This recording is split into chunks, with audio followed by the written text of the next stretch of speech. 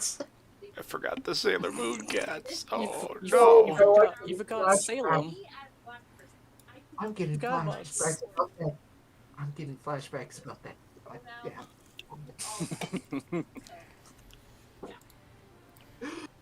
Oh no. Alright, ready up.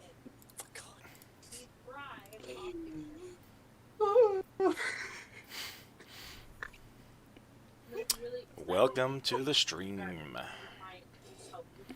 Hello. How's it going, everybody? I just thought of something. I was just talking with the guys, and they told me a really funny scenario. Let's and not joke. traumatize them now. Let's not traumatize them, okay? They don't need that in their lives. Okay, you know what? You know what, kiddies? Only for tonight. Kiddos. Hello. Dare you call me a kid? Hello. Hello.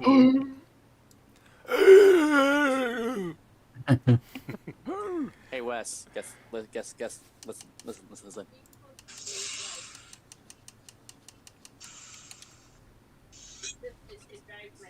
Did you read it? Is that you snorting cocaine? What was that? Dude, I was like, wait, what are you doing back there? You're not supposed to be smoking during the live. He was live stream. he was vaping on his vape pen. Oh yeah, hardcore. We don't vape we don't vape or drink on this show. Oops. Or do we? Oops. Heck yeah. Don't tell that to Joe. Oh, someone's Alex, is that you? He's like he doesn't have his headset on. Warning: some of the stuff you're about to hear on the stream may contain some awoos. I already typed. Just a warning. May contain some what? Boo-boos. Awoos. Fuck you guys. I'm out of here. Nah, you've done it. Nah, you've done it. No. Wesley, come back. You can blame it all on me. Yes. I was wrong. But you just Please, can't Wes, live take without us him. back.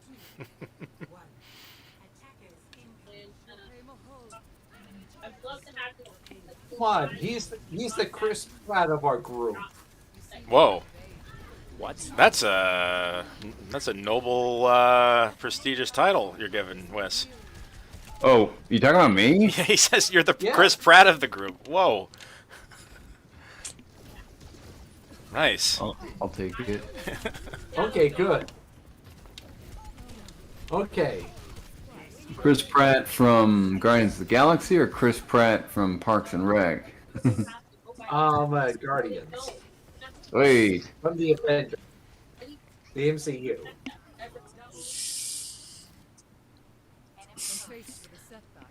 You streaming? Yeah, I'm streaming. Oh, started. yeah.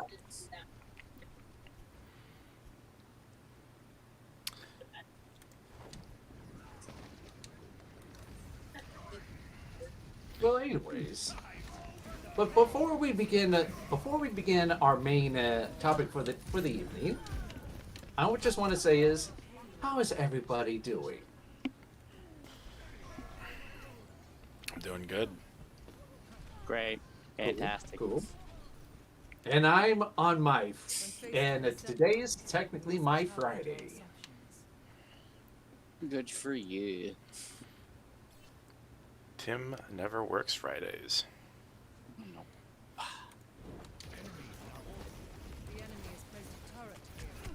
Like you mean? And I still get paid top dollar.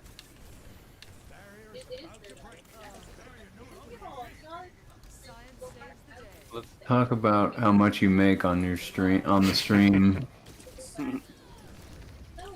It's free. How about no? Pull up your W-2. How much did you pay in taxes Will you this year, sir? Will you be posting your social security card? Yeah. Wait. And credit card information, of course.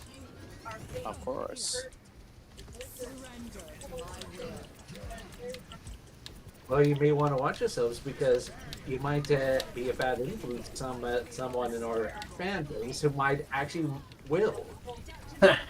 Are you implying I have very impressionable subscribers? Yes. Every fan base has one. You should ask your fans if they would want a Rainbow Falls shirts or something, some merch. Yeah, merchandise. That's totally viable. Yeah, Yeah. because However, okay, okay, Rainbow what, Falls isn't growing trees, you know. Wes, what's the policy on copyrights for fonts? Because the font for Rainbow Falls, you know, I don't know what the current legal stance is for the fonts that I use. It depends on the font. What's the fonts you used?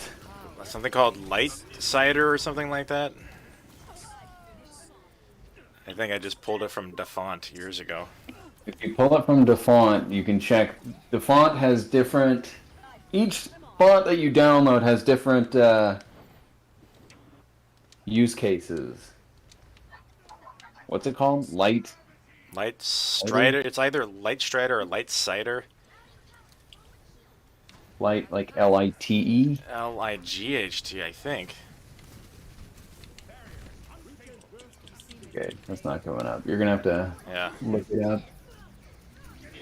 Look it up, and then on the right it just says free for personal use or free for all media or whatever. Yeah. Required commercial license. DaFont's usually way, you don't really require commercial licenses. Yeah. Oh yeah, in West. You can't find like real fonts like Helvetica and stuff. You can't go through DaFont. Those you have to purchase elsewhere. What? What's up, Tim? Oh yeah, here's a question. If this is say if a creator says that you can whatever music that he's created, all right, Who? regardless, Who's like the musician? take the guy who created Undertale, the guy who not only made the game but he actually wrote the music himself. All right, and he says that you can use any of his music. You can remix it, use it for advertising purposes, but only on the condition you do not claim it as your own. How could there be a possibility that even if with that permission and everything said, you could still get flagged for it?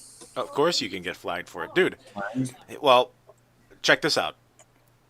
I've gotten personal notifications on Rainbow Falls videos for Doc Foz's music, but Doc Foz has waived each and every one every time. So as long as the dude who does Undertale, waives all these notifications from YouTube, I guess it's okay. But there's probably thousands of people who use his music all the time. So I don't know. Okay, like let's say if Microsoft asked me to do an advertisement for him and they said and I use the Undertale the music for said advertisement. Hey, hold on, Nick. Can you make me group leader?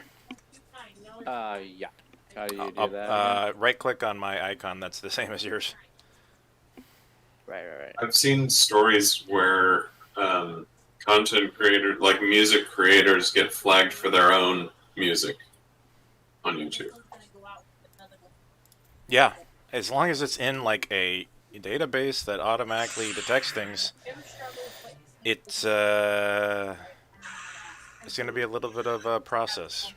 I just wish that it can just get to like a universal thing where it's like anywhere on the internet, if anyone uses the song and the artist is okay with it being free to use for any purpose, I wish somehow the internet would, like everywhere on the internet would just, all these registries would just know that, and not have to follow some kind of a copyright procedures,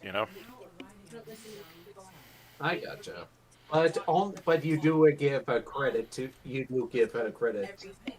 You never claim the music as your own.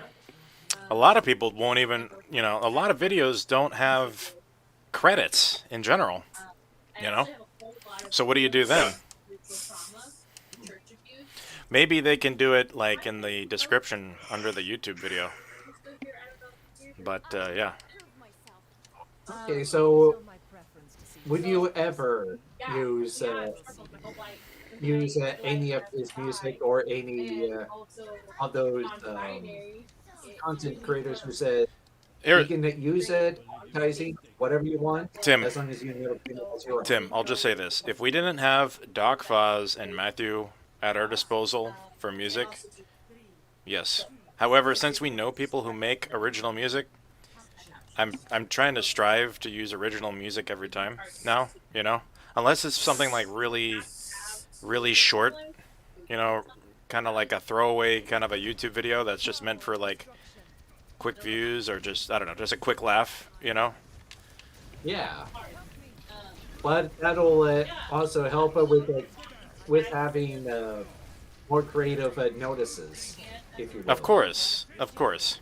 Like I know like why a lot of movies nowadays would use copywritten music and such because this of how popular that song is, and people would be kind of drawn to it. No. Nick, you're dying. I know. Okay, I'll take this for example, Tim. All right. Yes. For the Yes. every time when I release a Rainbow Falls episode, a month before the release, I make a trailer for the episode, right? Uh-huh. And for that trailer, I do use copyrighted music Okay. because it's a trailer and it's not like the actual real full piece of content. It's just a promotional thing, And Yeah. plus, I want Doc Foz to be making music for the actual episode instead of making music for the trailer. So I'll just use someone else's stuff for the trailer. Okay. And oh yeah. Speaking of content creators and such, you heard of that? Stephen King says that all you have to do is just pay him for just like $2 on his website, and in return, you can use any and all short stories that he's created and adapt it, whether it's a fan film, student film, or heck, if you choose it to make it a feature. That's pretty cool, wouldn't you say? Yeah. I just, I'm not really that big of a Stephen King fan. But do you believe that there should be more, creators that should be a little bit more? Yeah, I do. I kind say of like that. more liberal? I like that. Okay. Oh yeah, if any director or producer or company says that you can, but only on with minor conditions, that is very reasonable. What would that movie be? Oh God, man, I don't know. Star Wars. Oh yeah. Why not? Oh, I thought you were about to say you were going to use like The Matrix. With the Wachowski sisters I wanted to doing pick something. something, that you and I both really like. And I know you like Star Wars more than Matrix anyway. I'm just quickly thinking. It's just. I wish like Disney would be like, you guys like. There's no. You guys can like have some liberties when it comes to fan made stuff. We won't like cancel your project. Don't touch Mickey Mouse. Dude, Mickey Mouse should be public domain. I kind of disagree with that. You disagree? Well, I disagree with That is correct. that because, dude, he's existed. Yeah, he's been a character he's for way too old. Yeah, he's been a character for 100 years. I feel now. But he's the mascot. So what? Okay. But You like, might as well use isn't it- Dracula and Frankenstein are public domain, right? Yeah, but it Then they're takes basically that, mascot for like horror films or like monster films. it just depends on what, as long if the rights and such is still being held. Because this isn't like Zorro or Sherlock Holmes, mind you, because Sherlock those Holmes things are is still public copyrighted. domain, right? I thought Sherlock Holmes was public Uh, domain. More or Kind. less. Yeah, he is. Yeah. It is kind of depending on some of the stories, but there has been several. Anyone can make a story about that Sherlock Holmes.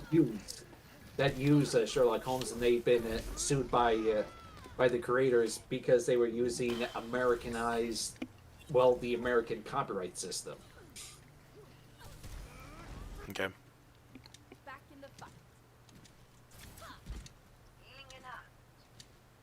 Because we might as well be using Microsoft logos. We might, or heck, we might as well make Sonic the Hedgehog copyright. Why? Okay, why not throw in Mario in that one in the mix What? too? What? Wait, what about Sonic and Mario and Microsoft? Yeah, why not make them a I copyright? think Tim is just saying. They're copyrighted. I think Tim's saying. What Tim's meaning to say is make everything public domain. That's what he's saying. Some things I agree with, and some things I disagree with. Like making Mickey Mouse public domain, I disagree with that. This is all part of the learning process. Because The it's law still like used a- to be the passage of time, Yeah. like a certain passage of time would have to Right. pass, Yep. and then the property would become free to. That's what happened with Happy Birthday. They ended it like whoever the hell owned Happy Birthday would charge, you'd have to pay royalties to this company to have it in your movie or whatever, the Happy Birthday song. Yeah. Oh yeah. And then they ended up finding these documents that dated the song back like 70 years before that they thought it existed or something initially.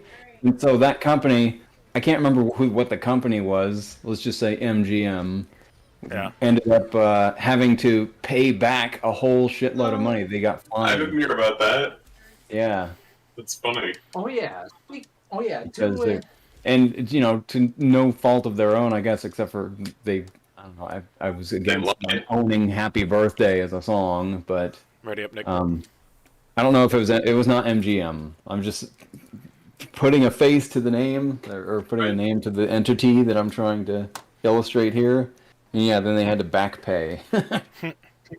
Oh yeah. Let's say it was John Lithgow. You know. Yeah. Oh yeah. Speaking Who, of which, me? Rankin Bass. You know what Rankin Bass's Rudolph the Red-Nosed Reindeer? That Hold on. claymation But I was game? going to say that Disney has paid exorbitant amount of money to change the copyright laws so that Yes. Captain America and Mickey Mouse and all these properties that they own don't become public domain. Ever. Yeah. Well, because They changed it to own- 50 they're it's like- owned by Marvel. It was like 100 years or something. Then they changed it to like 50 years after the creator's death, I Oh. think. I don't know what the hell it is because it's been long past 50 years since Walt Disney kicked the bucket, right? Yeah. Right. So I don't know why he's not public domain yet. They changed it to 50,000 years. Well, because Maybe they his did. son paid for it, and Warner Music was the ones that had to pay. Oh, fucking Warner said Music. $14 million. Huh? I just wanted to point They out. thought that it would be it wouldn't be public domain until 2030, but then they found the documents. They found sheet music of the song that predated the previous Yeah. the previous evidence of its existence or something. I just want to point out about Warner Music. Back in I think 06, 07, when YouTube started to do copyright notices, I got a ton of copyright notices, and I think they were all from Warner Music Group or Yeah, whatever. Oh my UMD. god. Yeah. Ugh. Yeah. I got They strike everyone. dude, I got 2 strikes in one day. That sucked. Wait, does your account really have strikes on it? They go away if you behave after a certain amount of time, so I have no strikes on me. No. Oh, nice.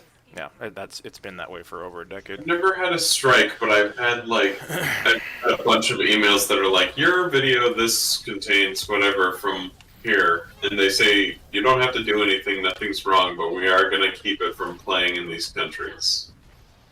Yeah, or they're going to Yeah. monetize it, or Right. they want to see your analytics for the video. I've never had that. I've Maybe had- because I don't get nearly enough views. I just had one of those last week Yep. on one of my streams. Well, yeah. Speaking of which, This stream. everyone and their mothers knows of Rankin Bass, Rudolph the Red-Nosed Reindeer. That claymation, you know? Yeah. You've heard that little story, like why it's technically public domain. Because it's a Christmas thing. Not really. It was because it was something. It was a little bit before they were trying to do the copyright, like how what we know of Americanized copyright that we know, love, and hate today. Pretty much when you see their logo of like the Roman numbers and such, that's supposed to be them claiming copyright. But from the looks of it, it's meant to be like the same year when that movie came out in the same day.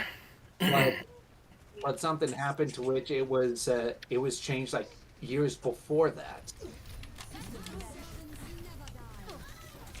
And one of the sources say that was meant as a joke, but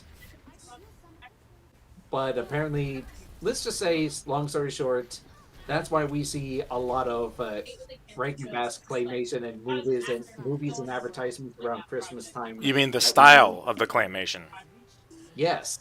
So, the style of the claymation, people can do that and not get in trouble? Because we see a lot of people do that? Okay. Well, here's the thing. Try Like, to copyright some technique or something.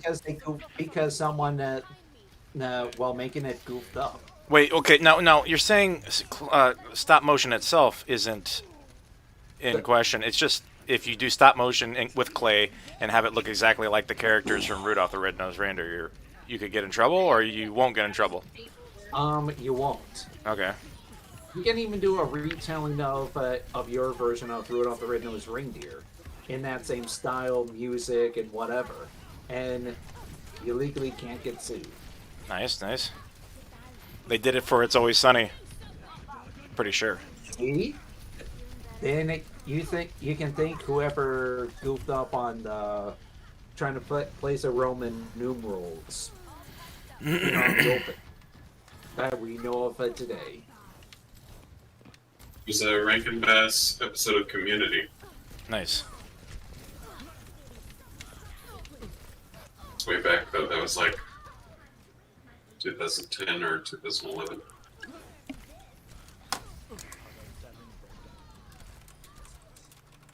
Oh, I hear Joe. He's quiet. Hello, Cartoonsy. Abed's having a breakdown. Abed. Yeah.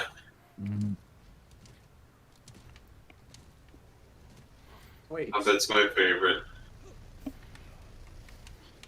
Yeah. Troy and Abed.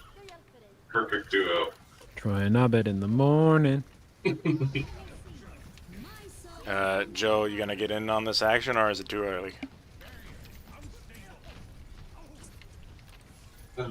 Esta la biblioteca. Yeah, what other music, movies, or other properties do you wish to see public domain? I would love to see Nintendo stuff public domain. Fans would make so many cool things if they were allowed to. Yep. Don't tell Nintendo this, but AM2R was one of my favorite Metroid games. What did that come out for? What console? For PC, by a fan. It's a remake of Metroid 2. It's AM2R, another Metroid 2 remake, and it got taken down, but I got a copy of it before it got taken down. Nice. And of They course, can't so stop. what is They, the- they can't stop the signal. Yeah, according. Yeah, according to He does not they're want it like, to go public one of the domain. Yeah. Yeah, from what I've heard is one of the reasons why they took it down outside of copyrighted material. They're like, oh, because we are doing a remake of Metroid 2. And they did. Except that from what I've heard, they both are pretty good, but the fan-made version was a little bit more superior. I They're still fun in loved their own right, but the AM2R. fan one was better. My servants never die. But again, all I heard it's all hearsay they say. I didn't ever play Samus Returns on the Switch, but I loved AM2R. Hey, they're It not felt- doing anything. They're not doing it felt anything with Samus, and oh, go ahead. I mean, they are. The AM2R felt just like Super Metroid or Metroid Fusion. It was essentially a perfect, like, spiritual sibling to those. I'll take care of you. Yeah, from what I've noticed over the years,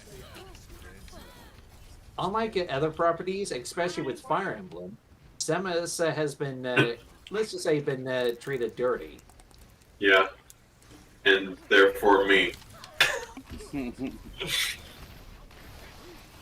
Yeah, if they're not going to use a property and such, why hold on to it?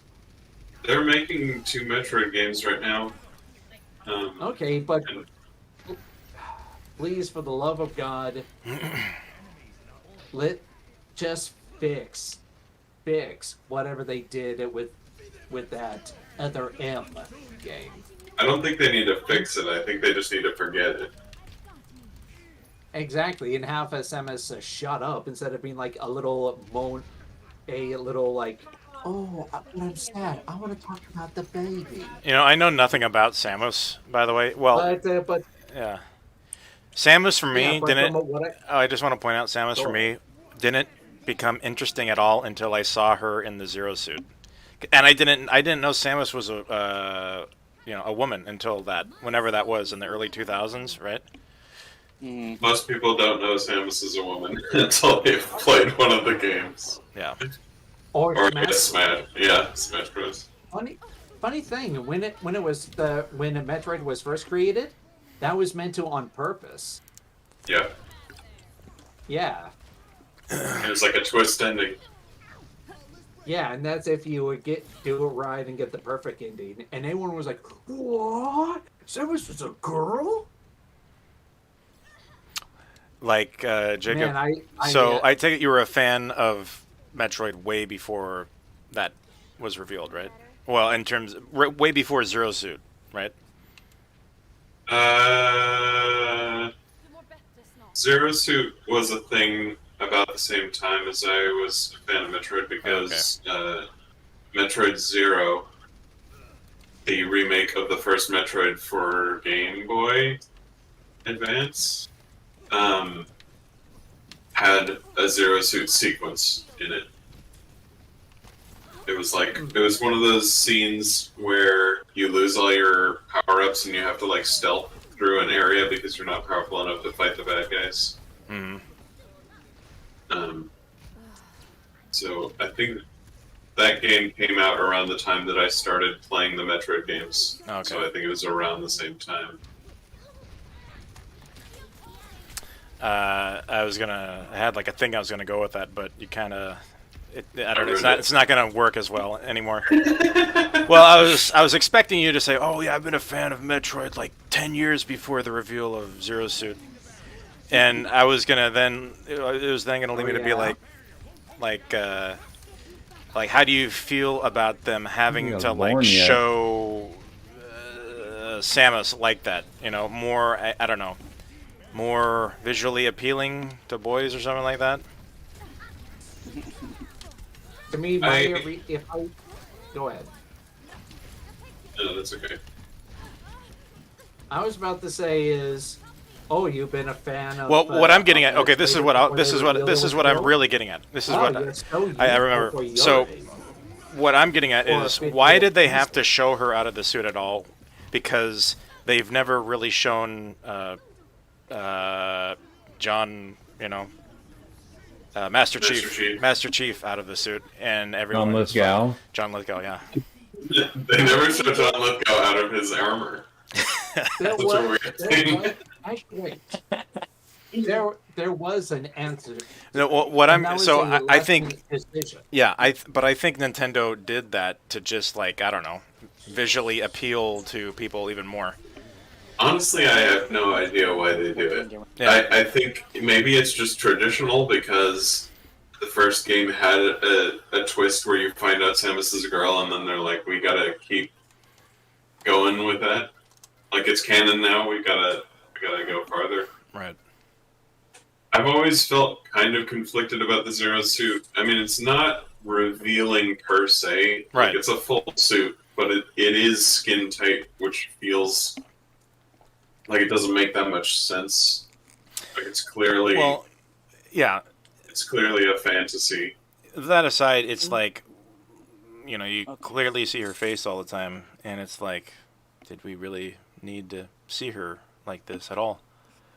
I don't know. Actually, there is an answer to that. Everybody ready? It was during like the later development, and they were talking about having multiple endings depending on how well the players did.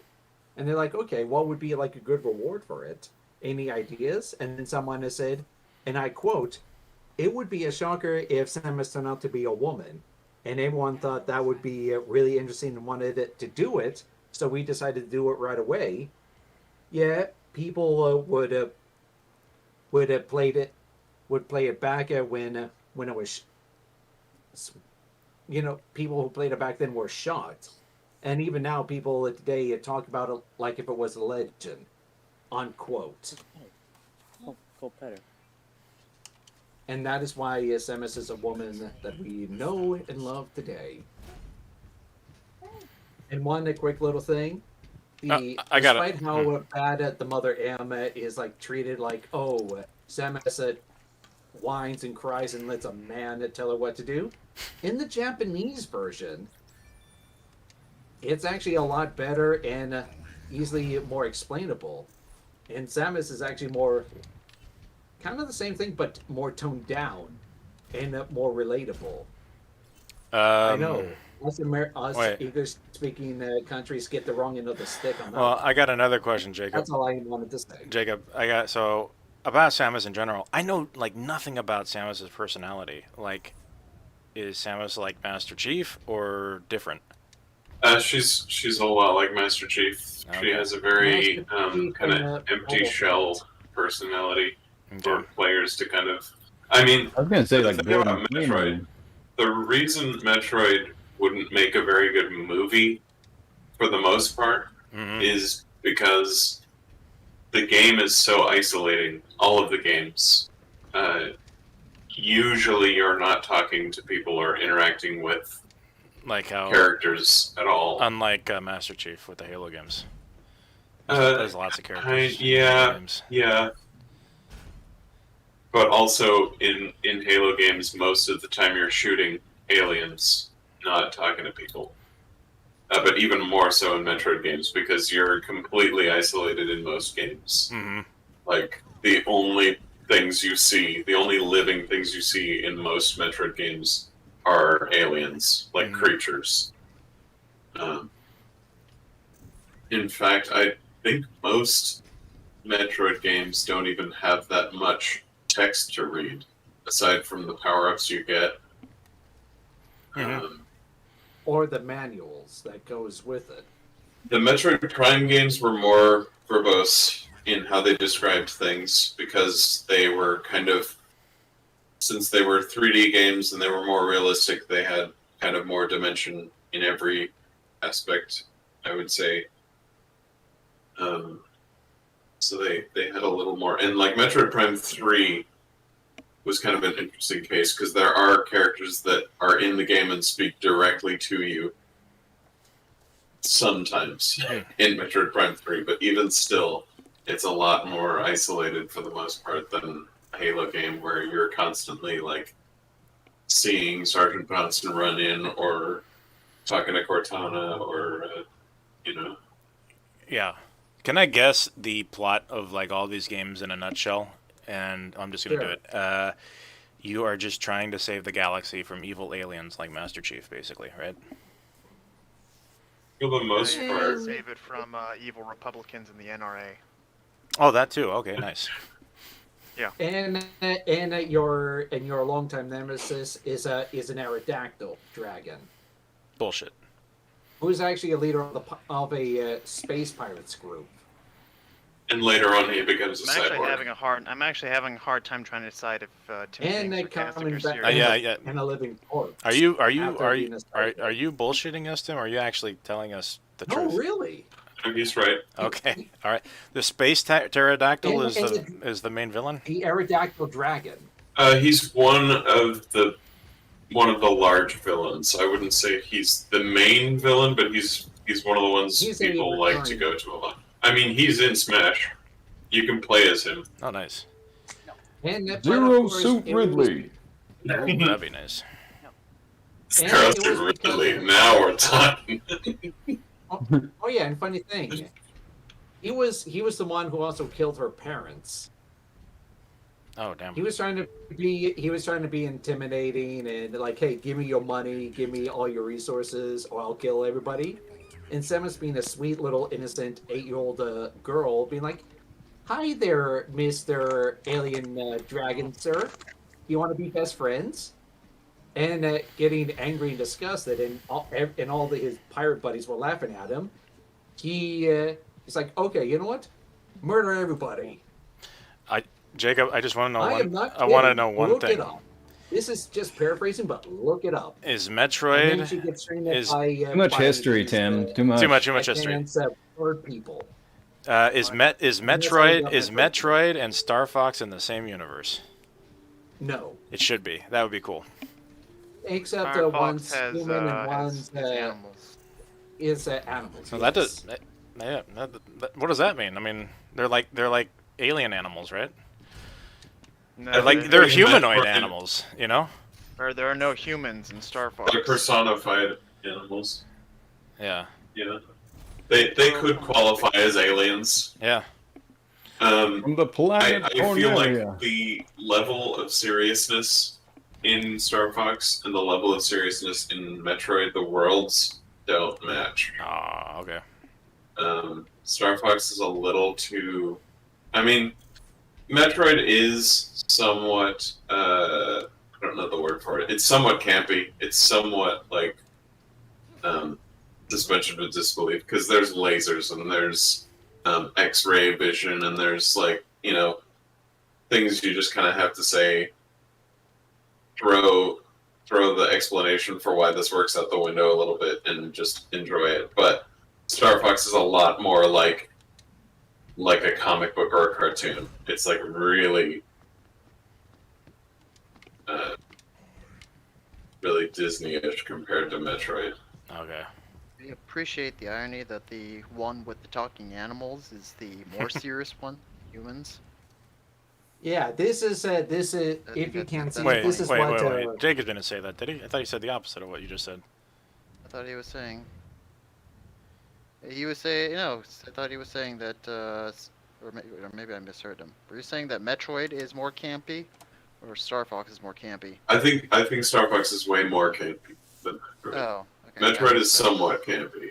I mean, it's still a Nintendo game, but I think Metroid is much more oddly believable And than Star Fox. oh yeah, Tony, the Oh. Aerodactyl dragon space pirate. You see his picture, right? Hold on. Everyone, nobody pick damage. Let's get a game fast. I don't know, Jacob. Nick, don't select For some damage. reason- For some reason, I find a fox that Ready up. pilots Oh, I got it ready up. a starship more believable than a female super soldier. I don't know why. I just find that more. Because you're sexist. Is that why? Oh, okay. Bingo. Okay, that's why. This is 2000 and Nobody's perfect. in America. We don't take kindly to things like that type of thinking. Even though, despite us saying like, "Hey, you can believe in such whatever you want," except for that, you'll be blacklisted. Oh. Well, remember, Our lovely viewers on the internet triggered now. the trigger- grand total I'm of trigger maybe happy. one. I think one of the viewers are probably someone that's not in this Discord chat. Not one of us. Yeah. Sorry, that's me. I'm a little triggered. I Your got a subscriber little count just triggered went down by happy. 1, Tony. Uh-oh. Okay. Who just joined? An angry mob. Hey, Jacob, did you know that Star Fox's father, James McLeod, is in the F-Zero series? I saw you say that. I've never played an F-Zero game. It's a human version. That doesn't make any sense. It's just the name, I guess. James McLeod. It doesn't. It's not like that's his father. Because Yeah, father James is a fox. McLeod. No, James McLeod, the one with glasses, that is Fox's father. Oh yeah, I know. More like your there's father. even, dude. There's even a unreleased game of Star Fox that's kind of out. One actually serves as a prequel, and then the other one serves as like the final boss, like what it was meant to be. And the prequel, you actually fight as Fox McCloud. Well, James McCloud when he finds out that Andros is bad, gets betrayed, and White Pepe managed to make it out alive. That looks so cool. The controls is interesting, and some parts of Andros was actually kind of scary. Even being in deep space is kind of scary. I'd like to make my own Star Fox-like game. I keep kind of doing it, and then I don't. I know. It's like I'm super inspired to do it when I'm not doing it, but then when I start doing it, I'm like, why am I not making a more open game? Why am I not giving the player more? I don't remember the word that I'm looking for. Agency, you know, because if you look at it, you don't get that much agency in the Star Fox game. You're very on rails. You can do very little. I could try and invent ways to give the player more agency with that still being true, but it's like when I'm working on a Star Fox game, I'm like, people are gonna rather play, and that I'm sure this is the same trap that AAA game companies fall into. They're like, gamers are gonna want an open world where they can go anywhere. They don't want my linear. It's that conundrum, like, you're the hero, but can we let you kill civilians? I don't know if it's that. I don't know if that's it so much. I think it's I think it's a very similar struggle, if it's not the same struggle. Oh my god, we finally got a game. I don't have any qualms with letting the player kill whoever the player desires to kill, maybe with some. But then, like, do you penalties. greet them with, like, a game over screen, or do you have the guards try and kill you, or your squad? I mean, it mates or depends on the whatever? game. Oh yeah. I know there's differences. Here's the thing I posted in Discord. It's Conversation. called Star Fox 8 Live stream. Yeah. What's Star Fox EH? This does not translate well in a stream. Yeah. Basically, that's the game that was meant to be created, but it was never, like, let's just say it was, some parts was almost finished, but never got, but then they kind of like stopped halfway. What generation was this for? This was supposed to be for Nintendo. Officially. Yeah, what generation? The this Game was & Watch. supposed to be for the Game & Watch. That was. Does anyone No, that was get that meant to joke? be like for the, I'm trying to be it funny. was here. it was said it was meant to be for like the Switch. Yeah, Game & Watch cool. This is like Thank you, Switch thank you. era? This looks like This is shit not if it's Switch meant to be on era. Switch. No way. Oh, it's 2014. Yeah, It's 2014. No wonder it didn't come out. Oh boy. but again, It's like right in it's the still smack dab in the middle of a big long Star Fox. This looks like a Desert. 2000 game. This but it looks still looks like on par with Path of Neo. Yeah, it's But But at least okay.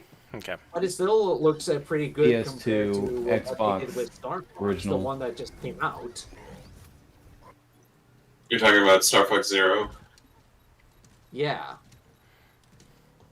I think graphically this is not as good as Star Fox Zero. I never played Star Fox Zero, but it felt more solid artistically than this. This looks very rough. seeing this is and a then fan- hearing. This is a fan game. Because This is a fan-made game. It was Yeah. its uncompleted version. Oh, okay. This is just a, you know, Oh, this is a fan game. it is. It. I don't think it is a fan game. Oh, I just looked it up. It's a fan game. That makes a lot more sense. Oh dang it! You can tell by the particle effects. They look like such. I don't know. I can Alone. kind Out of the of tell box. by everything. Yeah. Okay, you know what?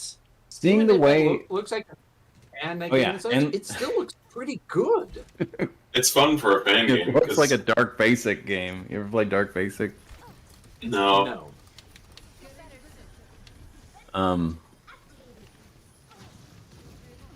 Seeing Now this you say- makes me okay. So your conversation, what you were just saying about having like the what were The you calling it? The agency. freedom, the agency to Yeah. move all around in any direction. This Yeah. makes me not want to do that. Yeah, I agree. This looks so like it controls like shit. it's weird. It's ironic. Because you would think being able to go anywhere you want would be more fun, but it kind of destroys what's fun about a Star Fox game. Just make a shitload of branching paths. Yeah, I You think go that's what up I might do. on top of the ship, like on top of like a big ship to destroy the turrets on top, or do you go underneath to deal with What I might do is things that are being establish deployed? more of a consistent way of giving the player like a clear choice when there's a branch, like saying like this is when you choose which direction you're going. Yeah. Like an icon comes up or something. I think they did that a little bit in the first, or in not the first, in 64, which is the first Yeah. one I played. There's a But few. I'd but- like to make it a little more clear and a little more like something you get used to doing, like an actual mechanic in the game where you're like, I want to choose this direction, you know. Yeah, there's only a handful of those decisions in the entire Star Fox 64 game. It might be cool to connect linear loops, so you can go in a linear loop until you decide to branch off and go into a separate linear loop. You know, What is a linear loop? I'm just making that term up right now, but imagine like a racetrack, you know? So you're like, You do the same thing over and over? not that you do the same thing over and over, but you make sure if you want to clear out an area that you've done it, and then you can move on to the next area by branching into the like bridge path, Yeah. so that you could always go back somewhere if you wanted to, but it's also linear at the same time. One of my favorite segments of Star Fox 64, maybe my favorite segment, is the one that I actually could not beat as a kid. But it's the train level where there's a train, and you have to Oh, the shoot all the train. locks Mm-hmm. to get Oh, like the yeah. special ending. Yeah. And you just had to like it's a series of like braking at the right time and speeding up in certain moments and like And making shooting sure the locks on the you- doors and like speeding underneath them to shoot the Right. the keys or You have whatever. to like break some walls down and make sure you get the thing behind them really quick. Shoot the 8 switches Yeah. to open the lock. Just as you memorize maps and stuff as you go, like your knowledge on a second playthrough and a third playthrough is gonna like change your the way that you play it. And it's like, oh, I know there was a door or something over here. We're talking Star Fox that 64? I missed the first couple times Right. around. I'm gonna try it. Huh? Yeah. Did you What do you think ever, about- did you ever manage to shoot the locks? Oh yeah. Not yeah. me. No, not me. I think Oh yeah, what do you? I beat I Star have Fox. 100% of that game. I think maybe except for like the badges were really hard to get, but I got a lot of those badges. Oh yeah, I'm still working on the badges. Yeah, and if you're very lucky, the next time you start the game at the main menu, the camera angles differently, and Fox McCloud throughout the entire You can game see with sunglasses. Fox's skirt. Oh. Oh yeah, I You remember, can play as them once you on get, if foot you get in the like multiplayer. Yeah. Yes. in Yeah. You can do that. You can Well, also yeah, just do that in Assault. It Were you sounds able like to such go a and bullshit, block, like supercheats.com, like fake cheat code thing. Yeah. Like play It as does. Bowser in Awesome. Super Smash Brothers 1. Wes, did Yeah, you that- unlock James McLeod's sunglasses on Fox? No. Is that I think real? there's a way. I think so. I'd have to look that up to verify. That's if you would do it if you get a completionist. That's awesome. Yeah. How I know it's because this was years ago when I was like really young and such, and my mama was living from like a small house to other apartments. No, Very happy. unnecessary, that. unnecessary. Self-edit yourself, buddy. Okay, basically, Oh, it's an expert mode. Long You have to ago. unlock expert mode. In a galaxy far, far away. Okay, basically, some kid that a family friend was that we knew of. He was able to do it.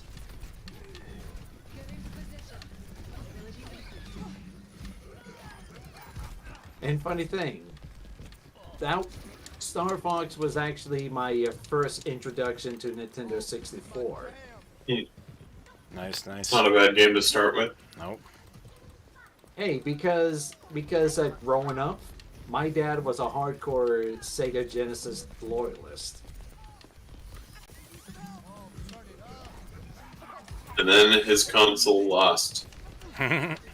No, it's Lost the war. technically, but But not Because basically. Nintendo did what Sega. right. That's how it goes, right? That's it. Dude, my first I know. my first 64 games, 2 games at the same time for Christmas. It was Mario 64 and Shadows of the Empire.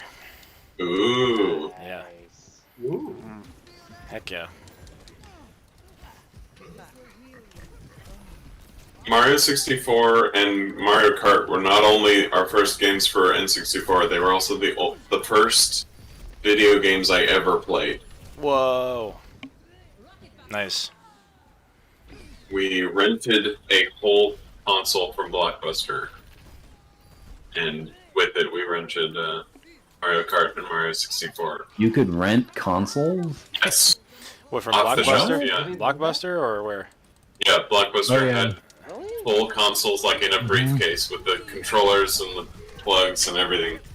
I didn't know that. Oh yeah, the Holiday It was a long Inn. time ago. Yep. Oh yeah, guess what? The Holiday Inn for a time actually it would have Yep. Nintendo 64 games that you can pay to play, and for a time, or at least at the McDonald's where I was staying with my mama when I was a kid, they actually had a little station for Nintendo 64 games. I am not kidding. Except the closest thing to it is like racing games and one Winnie the Pooh.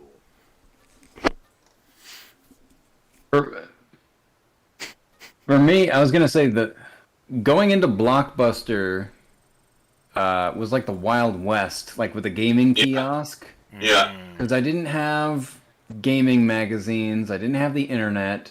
yeah. But I remember the very first time I played Mario 64 and Mario Kart, it was like melting my mind. I could not believe it. Mm. They looked so realistic. Yeah.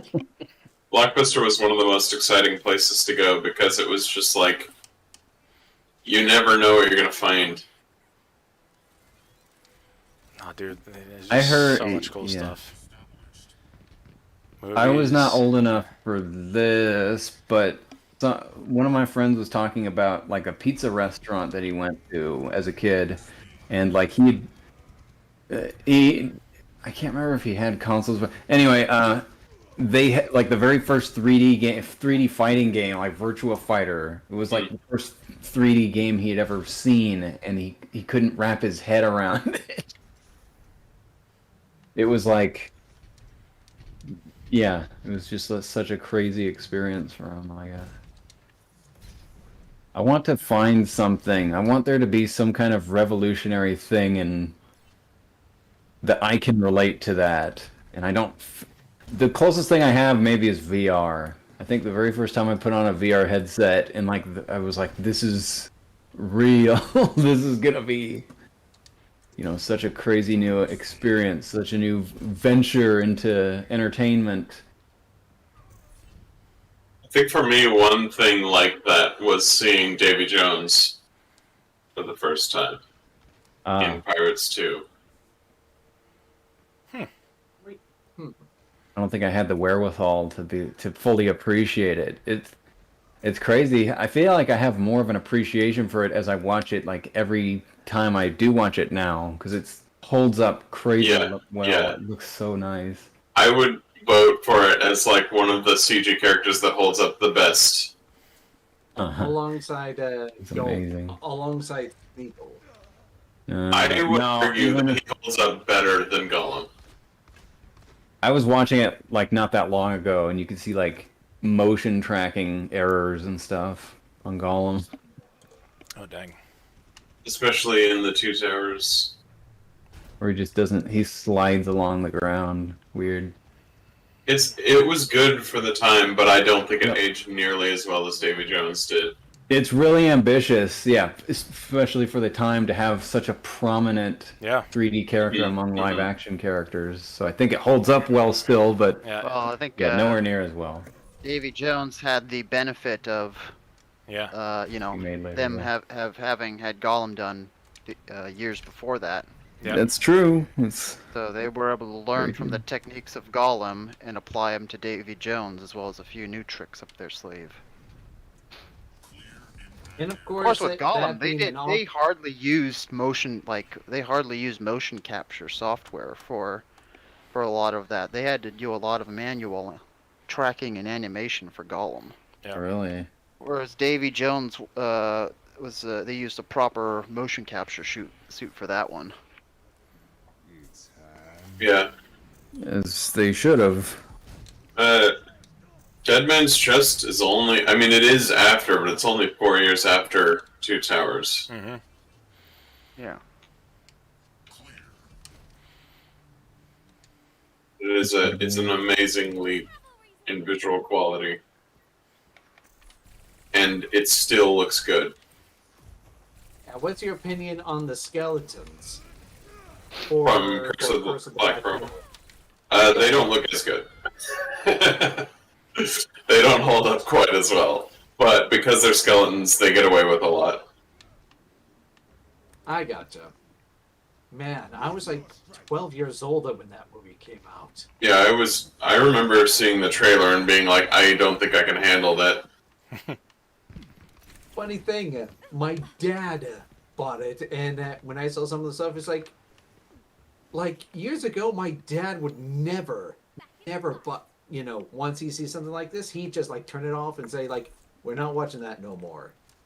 And then like get rid of it. Maybe but this one. Maybe because it was because his kids were getting older, and he's like, okay, now they're ready to start watching PG-13 movies. You're talking to a guy who he does love Disney as much as I do, but when it comes to some magics and such, when it comes to heavy magic based and being a pastor, You know, I it's just seriously like feel like it could be Yeah. possible, dude. It could have been possible that your dad liked rated R movies when he was younger, but he just wanted to shelter you guys from those movies when you were young. You know what I mean? Well, I have a legit, so sincere question. What do you mean by heavy magic? I mean it like heavily implied. Like Magic that weighs more basically, than like 300 pounds. Okay, think something like Magic on the Mike, levels Yes. of like the movie Princess and the Frog or Anything crazier You than like- Kazam. You mean like actual magic, like witchcraft? You don't mean like movie Yeah, when it magic, comes like to- when it comes- CG? No, when it comes to like sorcery and that type of magic, just say some things he can swallow. Other times it just makes him feel a bit uneasy. Hmm. That's all. But he's still He's taking the like, China stance. It's funny. My aunt is the same way. That's how. she- That's me she- my blow now. How do you say it? Forbade, forbidded. From seeing Harry Potter? My cousin was Oh. not allowed to see any of the Harry Harry Potter Potter. movies, Yeah. but he was allowed to see Lord of the Rings. He was allowed to see Lord of the Rings Yeah. because Tolkien is a Catholic, apparently. There's parallels. Yeah. Yeah, I would say there's a lot less of a dark magic vibe in Lord of the Rings. There's a couple things. There's like the Witch King and things like that, but I meant You parallel don't to get like that. Christianity. Not yeah, so I much think parallels to Harry well, Potter. at least it didn't conflict with Christianity as much thematically. Whereas the Harry Potter movies, especially when you get to Goblet of Fire, feel pretty like thickly witchcrafty. Yeah. It doesn't bother me, but I can tell how it bothers conservative audiences. Yep. In a way, I do kind Yeah, I've of. got the goes perfect back, picture. goes back to I centuries had some old of that experience. anti-witch hysteria. Good job, Joe. You mean the Puritans? You'd have. I'm trying to get over there right now. No idea. Dude, basically, imagine when I was in. Nice, Joe. middle Oh wait, school. now you got back. Here's the Yeah, perfect whenever- picture but for when- conservatives.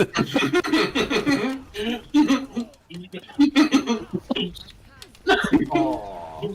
That's Voldemort. Yeah, I remember when I was I was like in the sixth. I was in the sixth grade when Harry Potter came out. When everyone in class was reading it, I was put in a different room with a small little Oh my television gosh. and a PlayStation 1. That's Wait, they read Harry Potter for class? Yeah, Wow. except cool. except for me, because my parents called the school, and let's just say I didn't get a chance to enjoy that craze. Thanks, Mom. Thanks, Dad. But Would they you were- have to but read they were instead, fine. like fucking The Land or some shit? No. No, you just played PS1. No, I ended up playing as Spyro. Oh,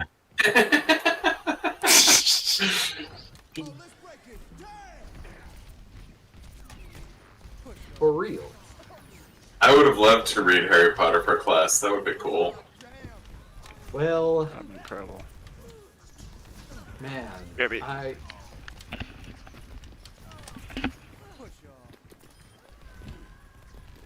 But yeah. But surprisingly, my folks were actually cool with Lord of the Rings. Well, I have a story. I have a couple actually. Not, I'll make it quick, but these are infuriating memories that I've had. We've lent out video games to friends whose parents have thrown away because they thought it was satanic. Wow. Resident Evil 4. We've had two different friends, two different parents throw away Resident Evil 4.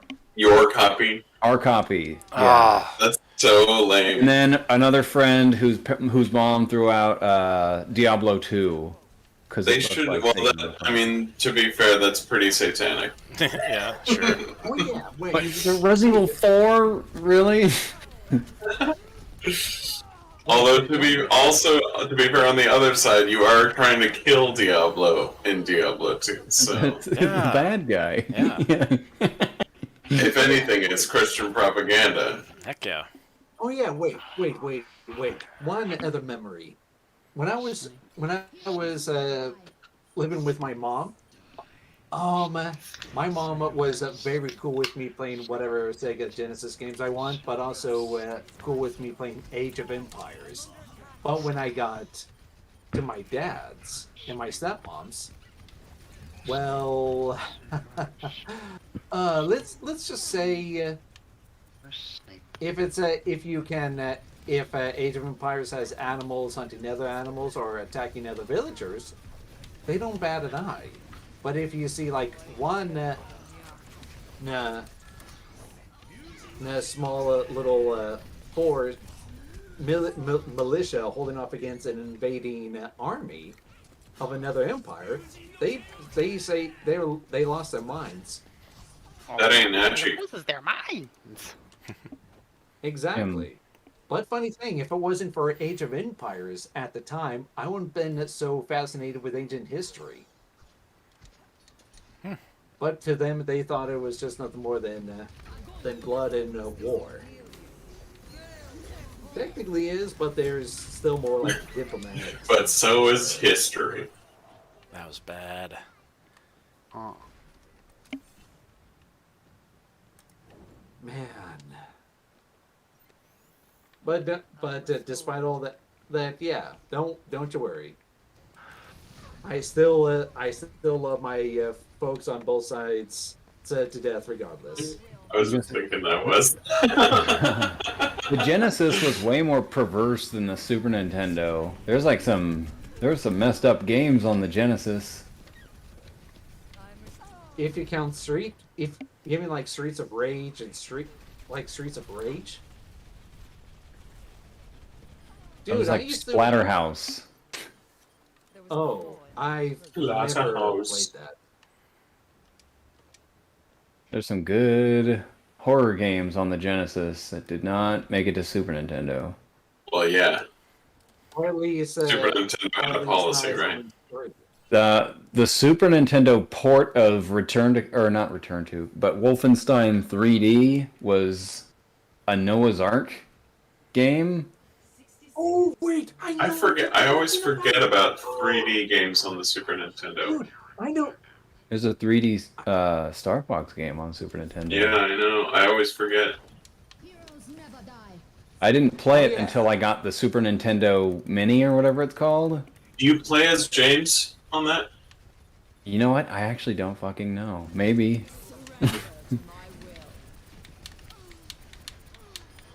It's weird, like... He's AFK. Back then... Our friends are dying. Almost, like, if you don't have the manual for games back then, you don't know what's going on in the game. Oh, yeah. They don't give you enough information. That's true.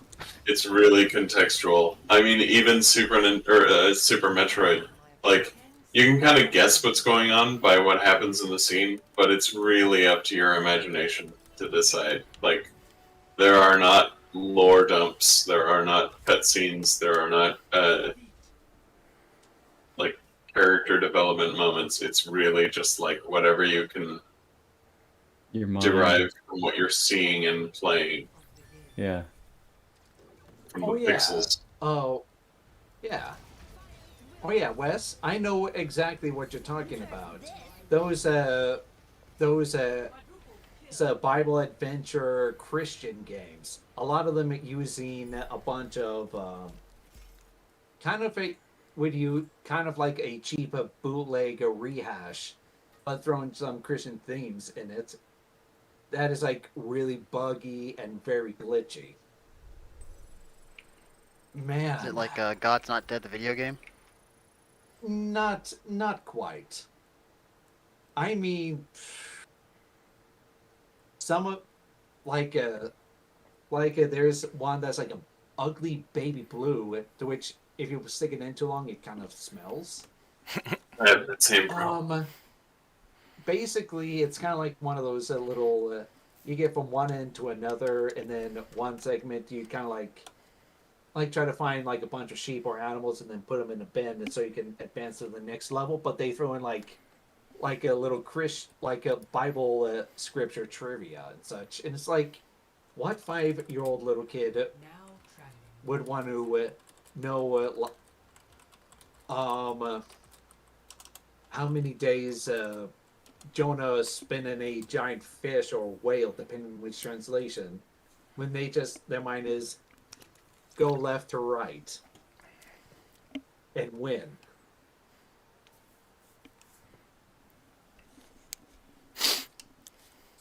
Tim, do you believe in the power of a curse?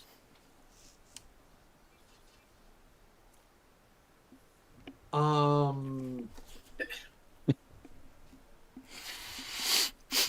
do you in what aspect? Interpret the question however you see fit. I'd say curses themselves, like, oh, I curse you with chicken pox for the next 2 weeks until like you pay refuge. Well, what compensation? No, nothing like that. Like a King Tut's curse?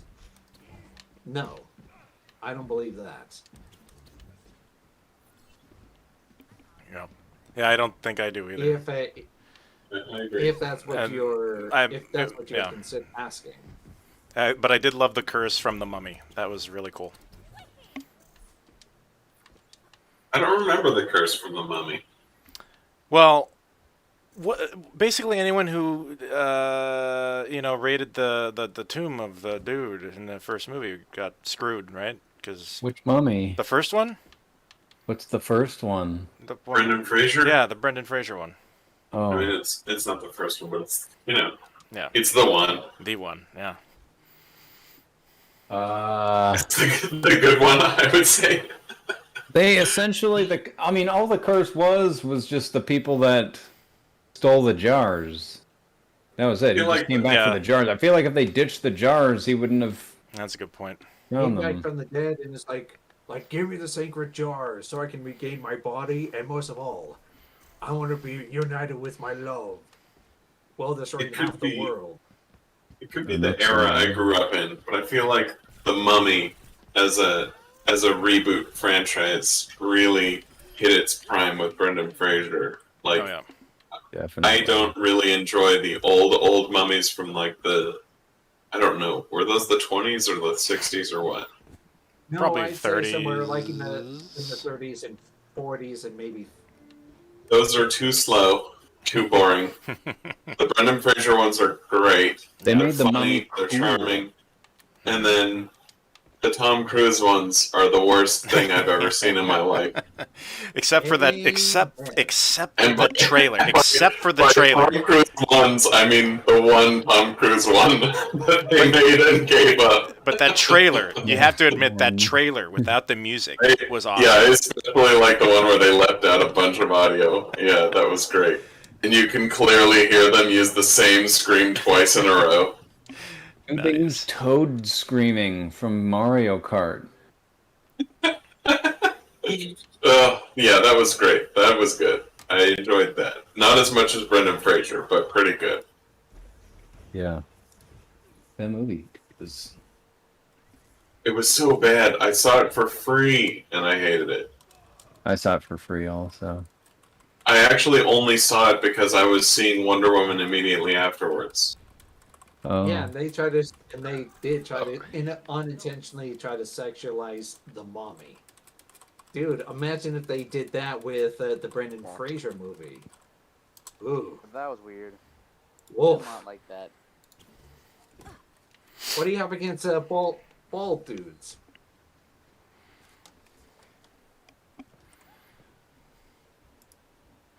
Also, I realized the mic is off this entire time. I was trying to talk. They sexualize a mummy in The Mummy, Brendan Fraser. Okay, yeah, maybe his past.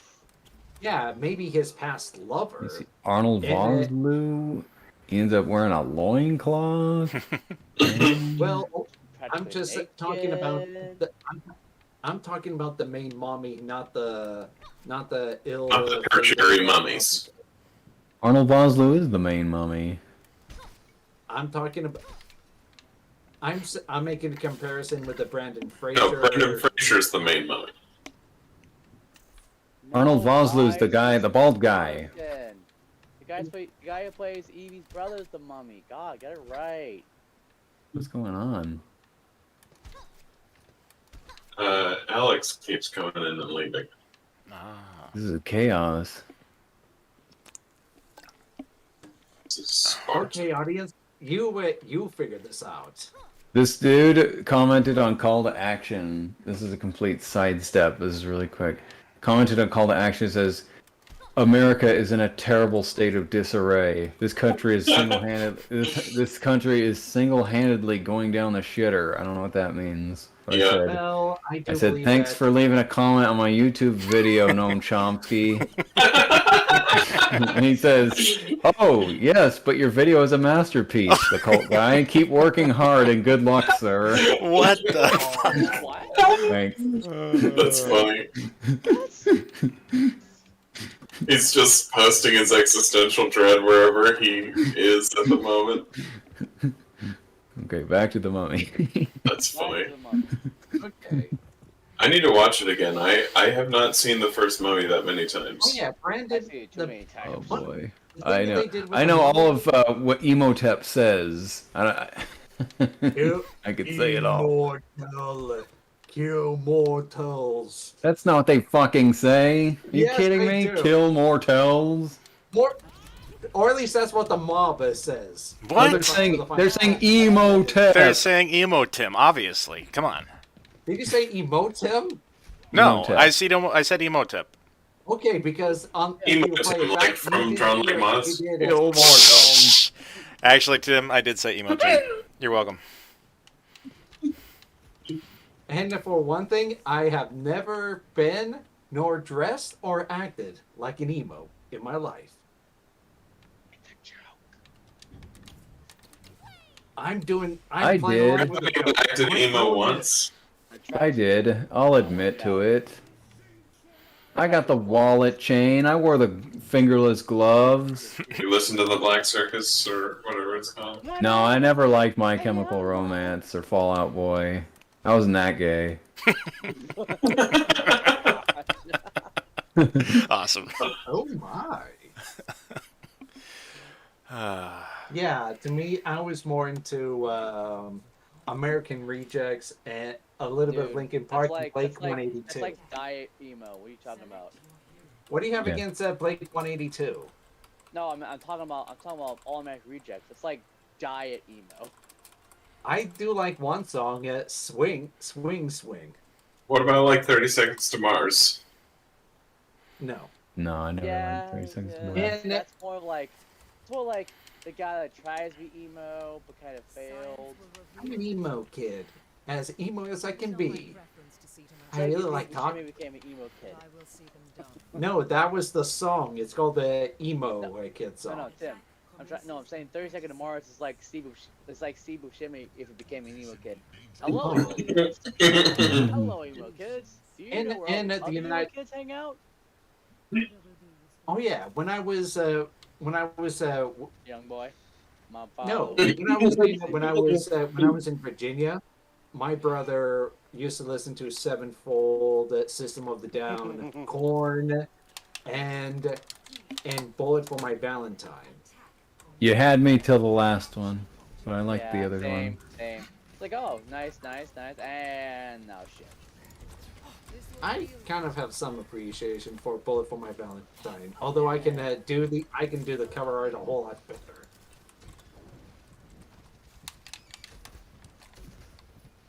Shit, my controller's not working. Oh shit. I would dress. It was not a very long period of my life, but I dressed like an emo, but I listened to Weird Al Yankovic. Dude, I used to do that in high school. Yeah, it was like high school or middle school. I can't remember. Hey, You used to dress like an emo and listen to Weird Al as well, Tim? Yeah. Minus the emo. Weird Al Yankovic fan. I was a huge Weird Al Yankovic fan in high school, and of course, hey, I was a huge theater nerd in part of the class at the time, Oh. and almost everyone was quoting uh what what was it, Monty Python, Well, yeah. and that was my introduction. Monty Python and the Holy Grail somehow got everywhere. Yeah. I mean, Yeah. back then there wasn't a lot to choose from. You know? Yeah, I heard it. Dude, I came honest across with that you, movie in elementary school. You're aging yourself, Tony. Yeah, I know. I used to. Oh. Yeah, and it was also through that class in film production just across the hallway. I was introduced to Labyrinth in Dark Crystal. Well, Those are fun. yeah, actually, correction. Should I say reintroduced to Dark Crystal Yeah. on my first introduction to Labyrinth? Although I thought it looked dumb and such, only to get evil killer eyes staring right at me, saying, "What did you just say? Oh, You want wine?" What? Who? Satan? Just a bunch of like five kids. Oh. I used to hang with at the time. I want to say, I used to All your draw. uncultured swine. Cultured swine. I used to draw. I learned to draw in like math class. That's where I learned my skills as an artist. And math class failed you. Yeah, in science and stuff. But my dad, because I just moved, my dad and I have a bigger house, and we can put a bunch of shit that my dad's been holding on to just for storage wise. He gave me like a big box with some of my old notebooks and stuff, and I saved a bunch of those drawings. I had to throw them out because I'm like disgusted at what I used to draw. I used to draw some really depraved, like bloody You shit. should not throw them out. I fucking threw them out because I don't want anyone to No. see them. Don't do that. I drew like a conveyor belt with a guy strapped down to it, and it was like a multi-page thing, but I had him like each stage there was like buzz saws and meat grinders, and I just had him like until the end he was just hamburger meat essentially. But Dude, that sounds If you I drew him got- like pleading for his life, and I don't know what my fucking. And then it's like they're injecting him with like some kind of. if you get something big famous needle. someday for like animations and horror movies, then those things are gonna be super sought after. Dude, okay, I gotta tell you something, Wes. I I used to hucked draw. them. I used to I don't draw. want anyone I to used see to them. draw stuff like that too. There's no place in my life for those right Dude, now. when I was a kid, I don't know how the fuck I came across this, but I was a huge fan of at least the character. What's his name for the Hellraiser movie? What's the main dude? Pinhead. Yeah, I used to be a huge fan of Pinhead, and I don't know if I really watched the movies, but I was really into like how he looked. You know, Movie snake. The Yeah. great face. I'd like draw Introduce Pinhead. demons to others. If I was drawing that, if I were a kid in school today drawing that shit, they would call so many services on me. I'd be placed on like some watch for shooting up the school or whatever. I'd at least be put on like a no-fly list or something. I don't know. I think a lot of boys our age drew stuff like that. Dude, it's because kind we of were like, I hope so, but Yeah. at the same time, yeah. oh, To this day, the scariest thing I've ever seen was a documentary on like MSNBC about. It's called In Coldest Blood, and it's about these two high schoolers. They're like best friends, and they would play the same video games as me and my brothers, and they drew like the same shit in their notebooks. And then they had a sleepover with their friends, and they killed all of their friends. Oh no! And it is like so. But but that's like to this day, that's the scariest thing I've ever seen. And then, but they have like the notebooks afterward, and they're like trying to. They have like these psychoanalysts being like, now at first we thought this was a hand stabbing like a female genitalia or something, but it's just like, no, it's just like because I drew the exact same shit. It's just like stabbing. What? It could be anything. It wasn't necessarily. But they had like drawings of Resident Evil characters in their notebooks and stuff, and they're showing them like this like scary dark light. I'm like, oh fuck, these look just like my notebooks. But it like really scared me. Yeah. I'm like, something's wrong with me. Oh yeah, there was one movie that scared me when I was in high school. You know what that was? What are we talking about? Scary movies now? Yeah, you kind of mentioned. No, I didn't talk. I wasn't talking about scary movies. Okay, I meant something that was scary. Okay. Mine was. So we're switching it up. House of Wax. Yeah. All right. The one when everyone thought, basically, it was Paris Hilton. Paris Hilton one. Yeah, basically, she was the Kardashians before the Kardashian. When we know who Paris Hilton was. Yeah, I'm just sure some of our audience here doesn't even know. Oh, right, the audience. Sure. I forgot about the audience. Yeah, basically think of her as the blonde Caucasian Kim Kardashian. I have a funny House of Wax type story. You guys have seen that one? I've never seen that movie. No. Oh. No. Okay. I'm gonna.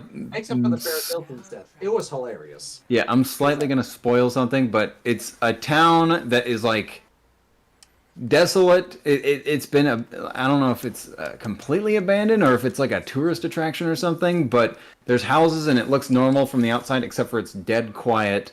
And there's people in the windows, but they're all like wax figures. They even have like this old lady, like this granny wax figure who like opens up the window, like the curtains. Like and then, animatronically? she's like on a timer. She animatronically like opens up a curtain and then like draws it back. The whole town is like a giant cuckoo clock. Which that's creepy. My neighbor from the last house that I lived in, his name was Ray, and he lived with his mom, and he's like 60. So his mom, I had never seen. We lived there 2 years, and I maybe saw her a couple times, but it was only through the window. And I swear to God, one time it was exactly like House of Wax, where I was like getting the mail, and it's like their house is like perfectly aimed at the mailbox, and I looked over and I saw her draw the curtain open, but she didn't move a muscle after that until she closed the window. And it was like, oh my God, that was. So I don't know if it was. Or maybe it's a Norman Bates situation where it's right. That's what I was thinking. Yeah. But I never met her. She made us peanut brittle for Christmas one year, supposedly, but I didn't. Who knows what the hell was in it? I threw it out. Actually, I think I re-gifted it to someone. They're alive still, so it's fine. That's your testing the water there. Your canary in a coal mine. Yeah. Yes. I've done that multiple times. From you. One time I forgot to take the note out. My mom made me oatmeal raisin cookies, and I don't care for raisins. Me too. And especially oatmeal raisin cookies. Those are like, that's especially evil because they look like chocolate chip. Yeah. Anyway, Oh, they're so good now, though. I re-gifted oatmeal raisin cookies for my mom, and I forgot to take the note out. It says, "Merry Christmas, son." I gave them to, I think, a coworker or something. It's like, oh, this is nice. Real nice, Wes. I'm like, oops. And like a little heartfelt tin and stuff. Oh yeah, one final thing I have to mention about when I was in The Mummy. a drama club. Oh, yeah. That was my vague reintroduction to Tim Burton, and basically throughout until like senior year, there's at least like one or two were girls that were like overly obsessed with Sally from Nightmare Before Christmas. Did they end up getting tattoos of them? I think Nightmare Before try wearing shirts and having stickers of them in their locker. Okay, that's fine, I guess. I think Nightmare Before Christmas tattoos are the lamest tattoos. I think tribal is pretty low. But and it's not new, but I always look down on people that have had Nightmare Before Christmas tattooed on their bodies. I say, come on now. Someday You didn't have to do it. Yeah, someday their Jack Shame on you. Fear not, fear Sally, for a Jack will be coming. It's the equivalent of moms naming their daughters Khaleesi. It's the like of the previous of yester generation. I know someone who did that. before the show ended. Oof. Yeah, well, they only have themselves to blame. No. Yeah. And yeah, it actually wasn't even their own kid. It was someone they adopted. And they got Do not name. Oh no! Do not name your child after a Game of Thrones character. It wasn't her child, technically. I'd say. It was hers to name. Yep. Tony, get out of there! Wait for your friends. Wait for your team.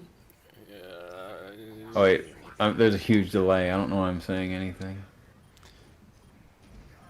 Wes, I want to talk to you about a couple Dreadfest ideas, but I don't know if this is the place. Yeah, put a pin in it, maybe. Okay. I need to talk to you about something.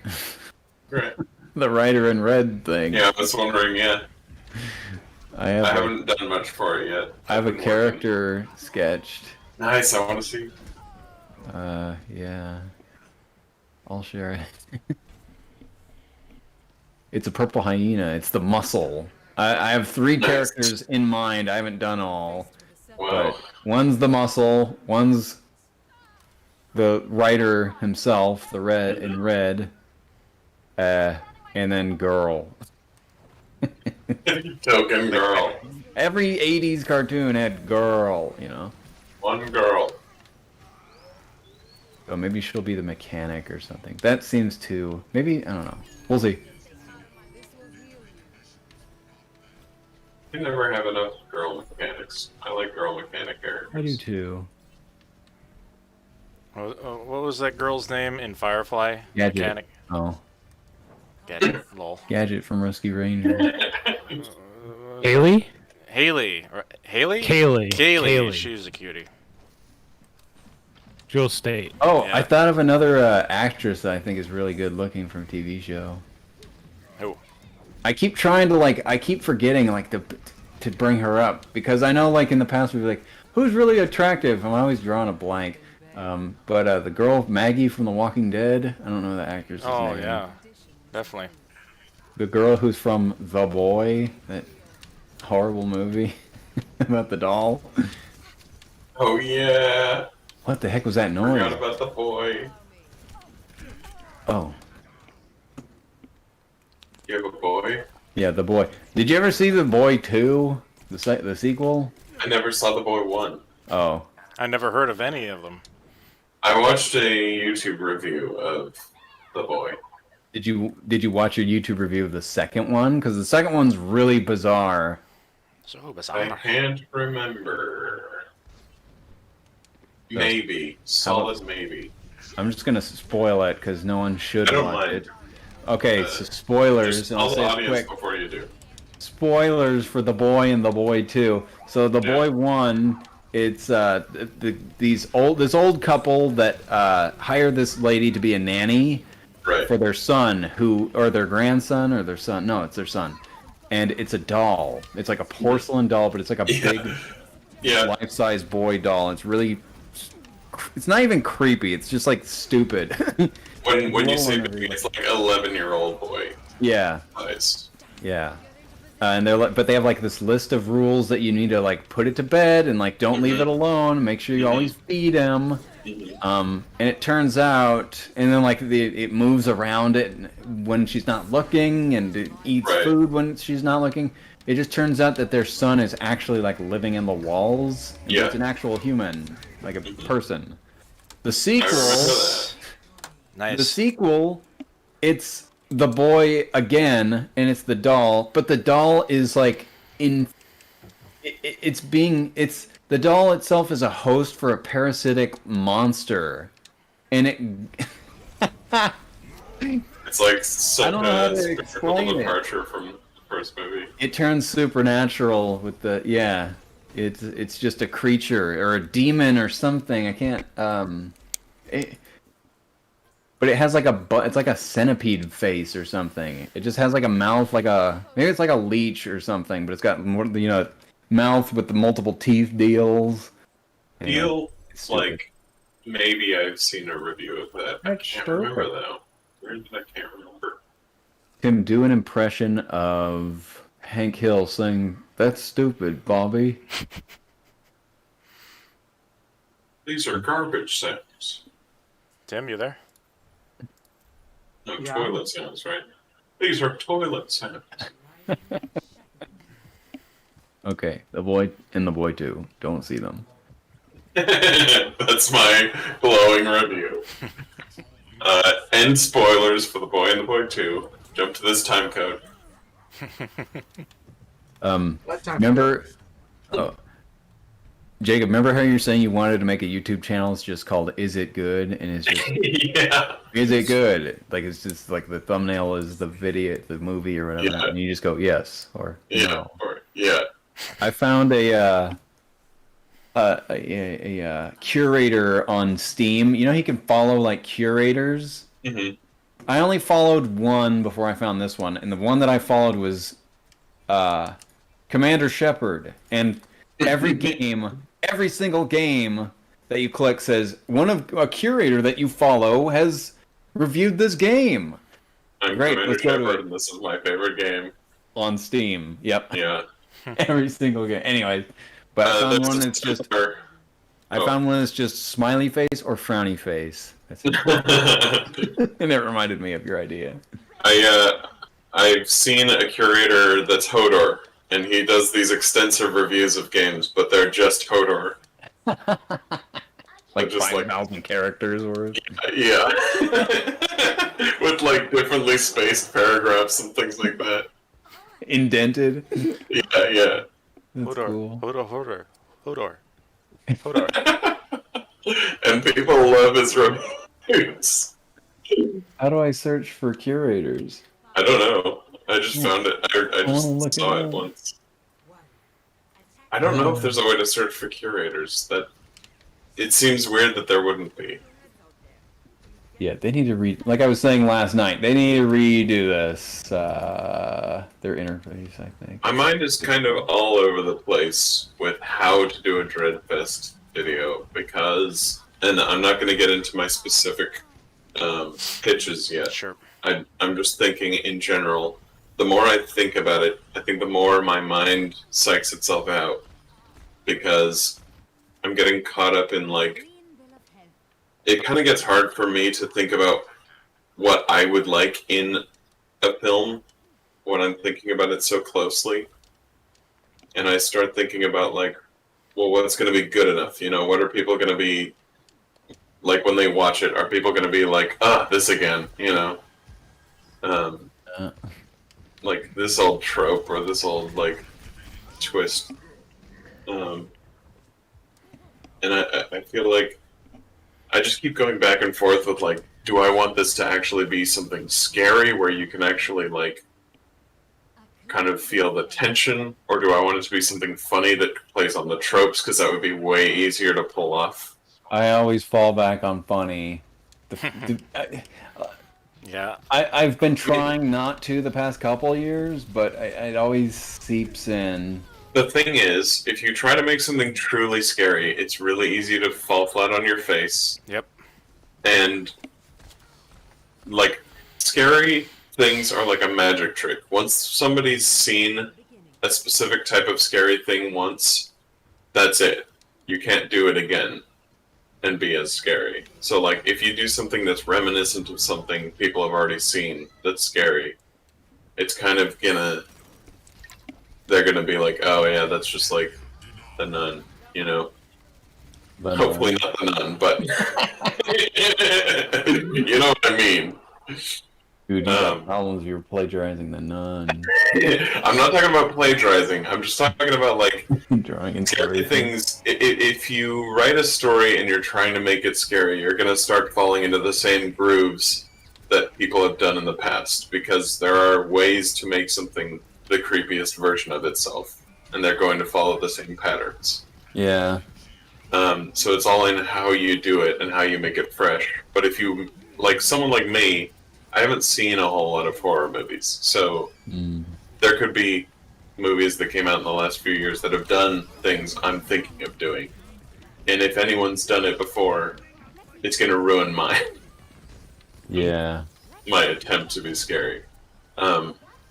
Whereas, if I just play on the tropes that I'm aware of and make it funny, I feel like funny stuff never ends. Like, you could just make more funny stuff, and it doesn't matter if there's funny stuff before it. Yeah. It's still funny. And I think, I don't know, everyone enjoys funny stuff. Yeah. Yeah, I do feel like I hear like, oh, this is just like blah blah blah, like with a horror movie, themed movie or something. Yeah. But with a comedy, it's like, oh, this is like blah blah blah.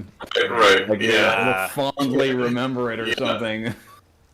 Well, and I've found, I feel like the funny stuff that I've made on YouTube, especially the accidentally funny stuff, is the stuff I like watching more than stuff that was just cool or serious, you know? Stuff that was bland. Yeah. I took down some of my actual, like the ones, my serious attempts at horror. Like, I tried to do like a found footage one. It's super hard. I've tried to make one or two serious attempts at horror in my life, and I know that it's hard. I know it's super hard. It is. I promise to never go for jump scares as like a... It's just not my thing. I mean, you can do light jump scares if they fit a mood really well, but I don't want to rely on jump scares to be the source of a scary thing.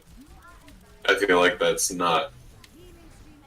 It's a sign that you haven't properly cultivated the pressure, like the tension. Because the tension, the suspense, I think, is what should be scary. The jump scare is just the, like, stupid loud thing that startles you. It's not really scary. There's yeah.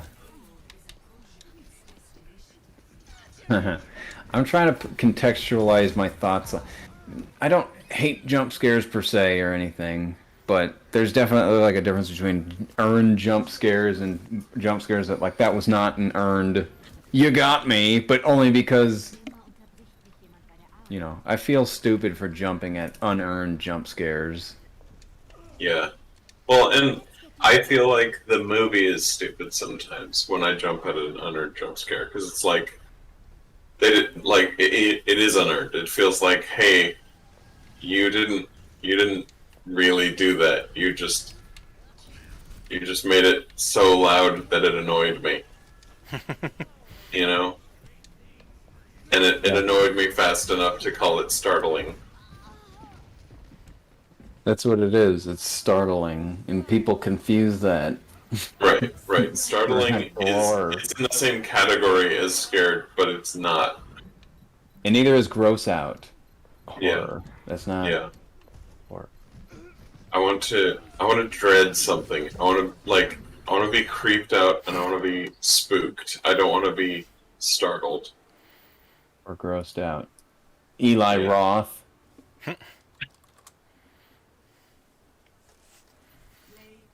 Yeah, when I see a horror movie, I want it to be like memorable, but often at times, you know, I go to sleep and then, you know, I feel like I hear just one noise, and I'm like, is it like the movie? It feels like it's the movie. You know, I want that type of fear, not running to the nearest facility. Know what I mean? Running to the Nearest facility. What facility? toilet, bathroom. That's what he means. Yeah. Oh. He just Oh, I calls. see. He calls the lavatories facilities. Sure. That's what they're usually called.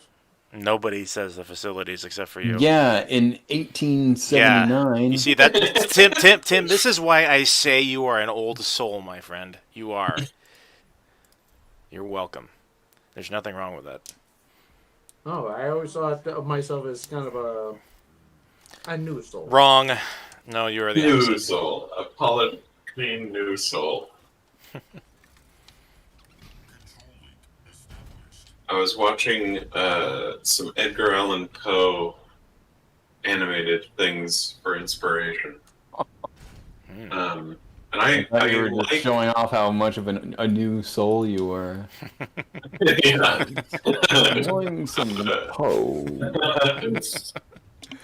No, I was trying to kind of see because I like Edgar Allan Poe with the caveat that I often feel like his stories go 3/4 of the way I think they should go. It's like they They need to don't go ever- further, you mean? Yeah, they don't ever feel like they really scare me because they don't. I mean, they're old, but I feel like they are touching on something that's real, but they're not touching on it enough to make it scary. What, like quoth the Raven nevermore? I was watching The Fall of the House of Usher and Telltale Heart, both of which I was familiar with before, but just like trying to refresh my memory. I really want to see Mask of the Red Death because I remember liking that one a lot as a kid in school.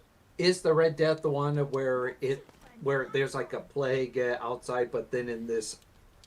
Yeah, Like yeah. that.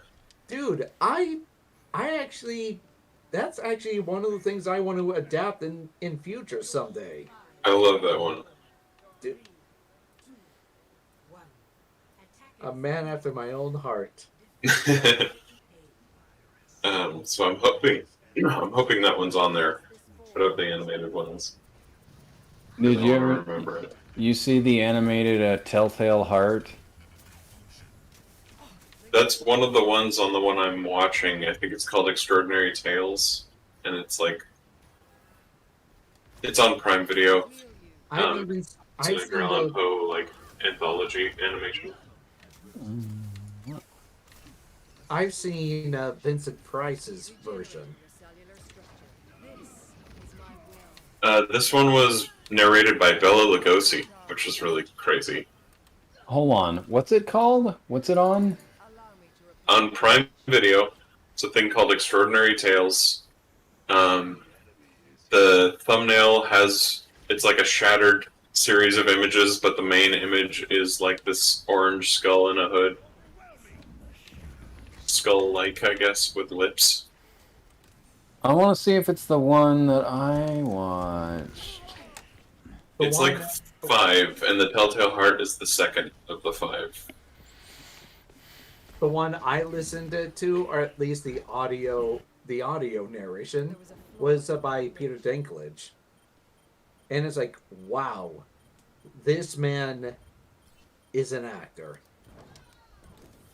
That wizard came from the moon.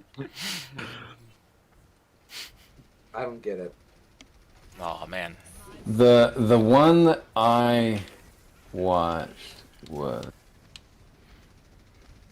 narrated by James Mason. It was animated in 1953. So it's a different one. So here's the one. This is the one that I... Anyway. So it's not that one, Jacob? No. Okay.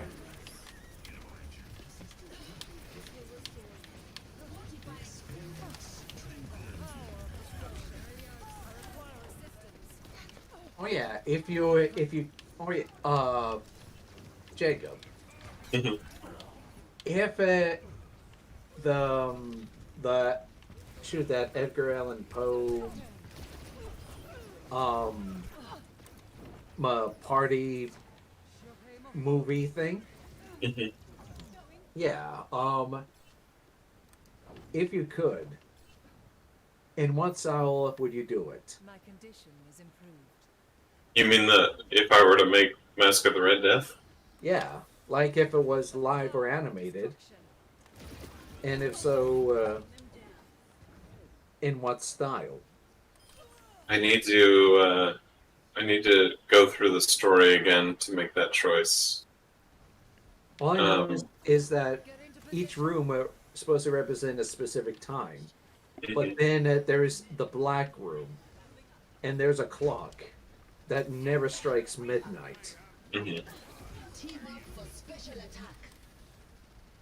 But for some apparent reason, when I think of the red cloaked figure in a mask, I don't know why though, but Jack of Blades comes to mind.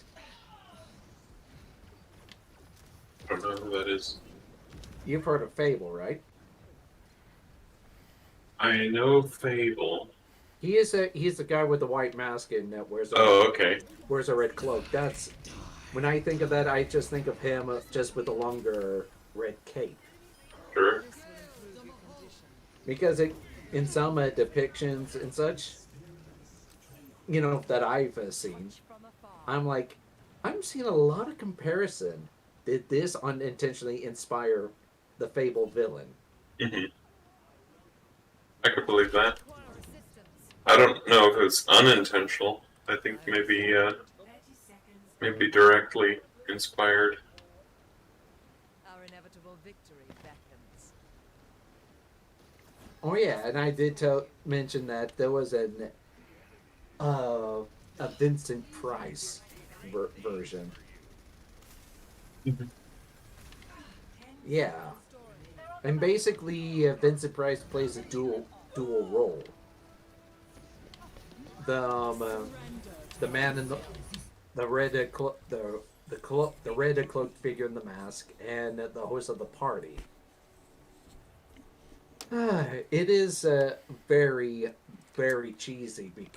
You know that good old overreacting theater acting.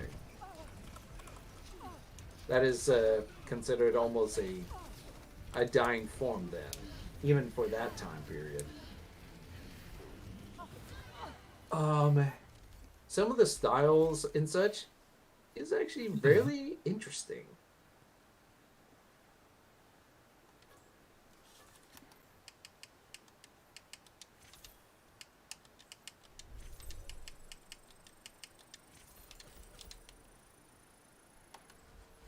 Wes, there's something about this audio quality that makes it so nice.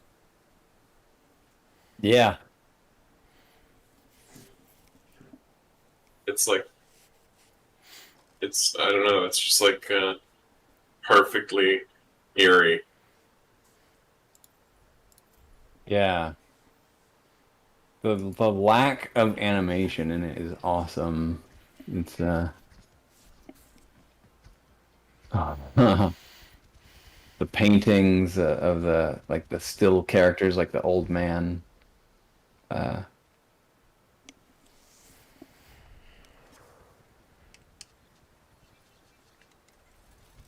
I watched this so many times when I was younger.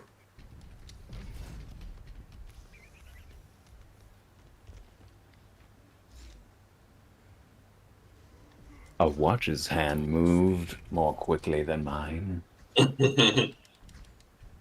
The old man that it doesn't animate, but you see the shadow move over him. He's looking at the guy, and as his shadow passes over him, his pupil is moved.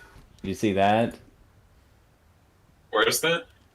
At go to 2 minutes.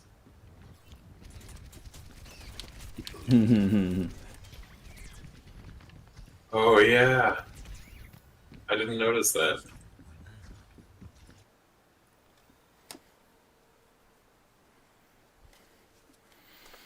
I thought about doing something that's like, I don't know if this is the right way to go about it, but I thought about doing something that would be a film that's only scary if you're paying really close attention.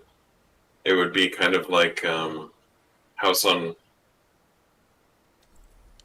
What is the name of that Netflix series? Hill House, Haunting of Hill House.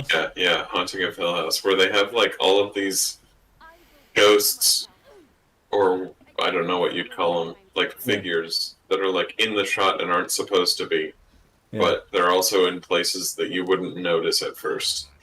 Yeah. But I wanted to do something like that, where if you're watching the background closely, you're seeing a narrative that you don't notice if you're just watching the main characters. And that's what makes it scary. Yeah. But I don't know if that would go over well in a theater setting where you can't go back and rewatch stuff. I'd say What about James Mason has a very unique voice. Mm-hmm. How about did you ever see Black Swan? Yeah. Black Swan has a couple of things. Like, did my eyes just see that? Some of them have little audio cues that go with them. Not like a jump scare audio cue, but right. like the I think I like that.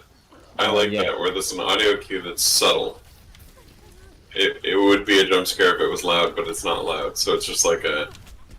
Wait a minute, you know? Yeah. Yeah, the paintings got me, for sure. I want to see that again, that scene.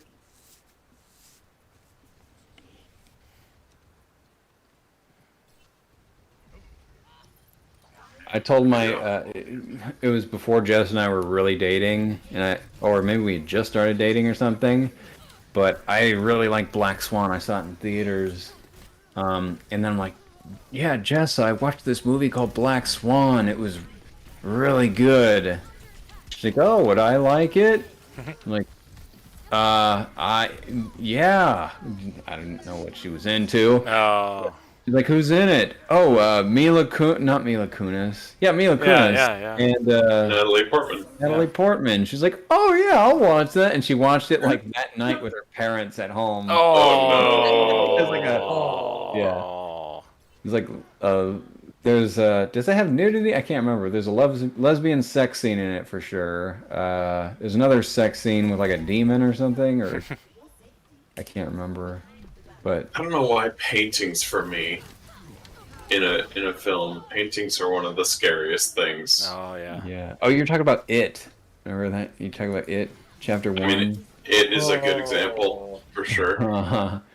That's probably one of my favorite scenes in the movie. What scene? Yeah, it's a good scene. For what scene? This painting? The painting of the woman. Oh yeah. Although I would have cut it off earlier. I don't think you need to see her. I also like the headless guy in the library and the leper. Well, isn't she like in the shadows at first? She comes into the light and chases them down the hallway. Yeah. Right, but I just like that you could see her kind of like, she still looks like a painting. So you see her in the shadows in the back. So you're like, did she move to a different painting? Like, maybe there's a big painting in the shadow back there. But no. I mean, the thing I like, I love the way the scene is constructed where he's... Because like, there's this thing with horror movies where the audience knows that the movie knows, everybody knows that there's going to be something in this scene. Like, you know, there's this attitude of like, something's going to happen here, and we don't know what it is yet, but we know the movie knows that we know it's going to happen. So now it's just a matter of like, how do they build that anticipation for us, and how do they kind of like start to give us clues at what's going to happen.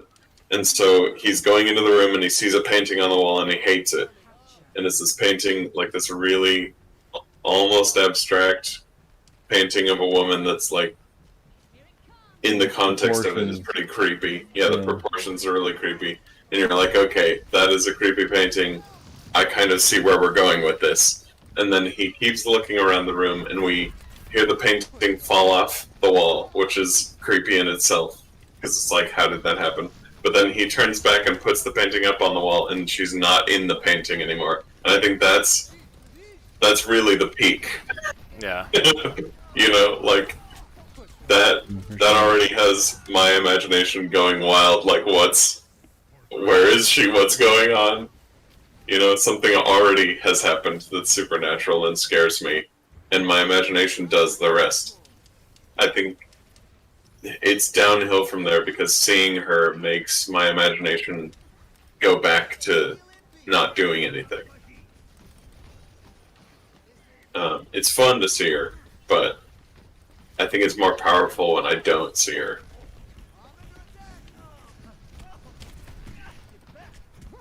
Yeah. I'm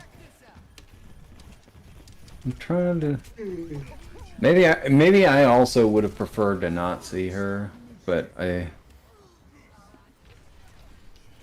I'm trying to think of ways to elevate even from that point. Like, how would I have done something with that painting? Once you get to the point where she's not in the painting anymore, and you're like, okay, she's somewhere. We know she's somewhere in this room. Then what? Where do you go from there to make it scarier instead of like just showing her and then having her chase him? You could hear footsteps running out of the room. Ooh, that'd be neat. And then it's just like a time bomb after that. Like, fuck, when the hell is she gonna show up? Ooh, you could have a MacGuffin of some kind that he has, and then you could see that she has taken it. So it's like something he has to go after her to get. But we still don't see her. I think that's good. It kind of forces you. That would be better in a game, but it forces you to like to have to go into the danger that you're already not wanting to go into. It's any time it gets a strike. Yeah. The problem is, as soon as the strike happens, if the character's not dead, when that like if that doesn't kill the character, it kind of relieves the tension of my imagination. If what? Which Say is it the again? fun part. Whenever that moment happens that we're anticipating, where she actually does strike, as soon as that happens, it relieves the like tension that my brain is under, imagining what's going to happen. Because the quantum box has been opened. I know now where she's going to strike. I know now what she looks like. Like all of the mysteries have been solved when that happens. Good night, Joe. Hi, Joe. Alright. Yeah, guys. See ya. Peace. All right. Now I have to take my leave as well. You guys ready for tomorrow? Yes. Sweet. I think so. Well, You guys have your Discover passes? Is it required there? Yeah. Yeah. That just happened recently, I think. Isn't it possible to pay for like a day pass there? I don't remember. Yeah, you can get a daily Discover pass. I don't know if you can do it there though. I mean you can if you do it on your phone and then you have to write down the code on your like a piece of paper. I believe it's It's up by like Ace Hardware or something. What, do they do that at Ace Hardware? I think so. What about Ace Hardware? I just went to one today. That's funny. I think they might do Discover passes. All right. You can just do it online on Print out a Discover Pass. I'm gonna do mine now. all right. Catch you later, guys. And Yep. Catch you later. And you wonderful audience out there, or Thank you. whoever's watching at this hour. Ah. All right. Peace. All right.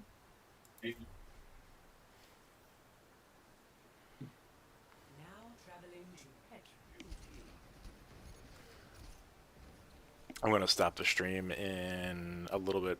I think maybe I'll play In 5. one more game.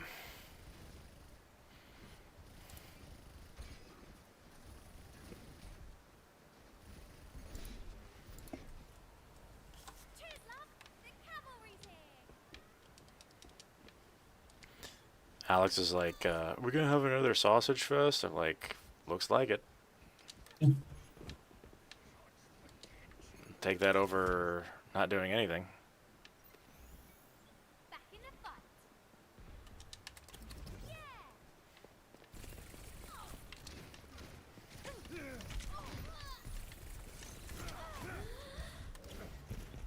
If you want to do more than one day at Rattlesnake, I guess I should say, if you want to do more than 3 days at Rattlesnake, an annual pass might be better. Yeah. I'm doing an annual pass. How much is that? It's 35 instead of 11. Okay. Plus 5% or $5 processing fee Ah. per pass. Ooh, I'm nervous. Very, very dreadfully nervous. I'll bring a cooler tomorrow. What time? Oh, wait, shoot. Let me go to the Facebook page. Yeah, I'm pretty sure I put it as 2. I'm going to head over to your place earlier. Okay. So I can drop off Tim's VR. Okay.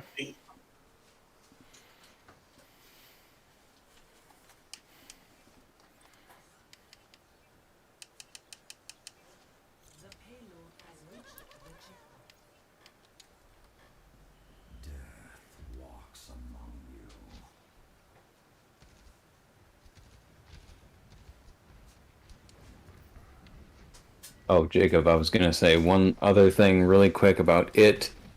I'm pretty sure we've already talked about this, but the part that I liked more than the painting part was the kid looking through the book and finding like he's turning the page and it's like weirdly just the same old photograph of the town.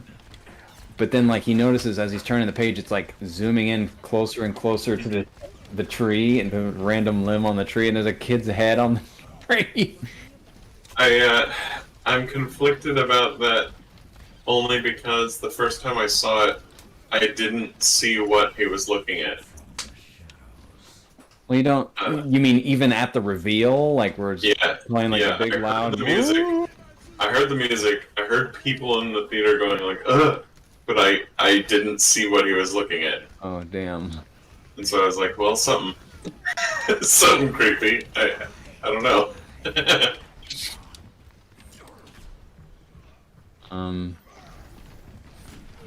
And then the scene after that's pretty cool too, with the like chasing him down the stairs, and like you can't see that he doesn't have a head until like the very last step because of the way that the stairs were constructed. It's great. I thought that was cool. I like it, but I just didn't like that aspect of it. Didn't, for some reason, it wasn't effective at guiding just my eyes to what I was supposed to be looking at. It is super creepy though to watch back. I don't know if you've watched that movie over and over since then, since the first time seeing it, but in the background, a lot of people talk about in the background in that library scene. It kind of cuts back and forth between him reading the book and the book itself. Yeah. And whenever it cuts back to him, the librarian is more and more looking at him and closer. Yeah. I think I actually noticed that the second time, but I'm actually having a hard time and like her face is out of focus, but it's really creepy You looking. can tell that she's like smiling, I I think. can't remember if it's smiling or scowling. It's really, Right. I'm really looking at it off-putting now. though. I'm watching it. Oh yeah, I see her turning.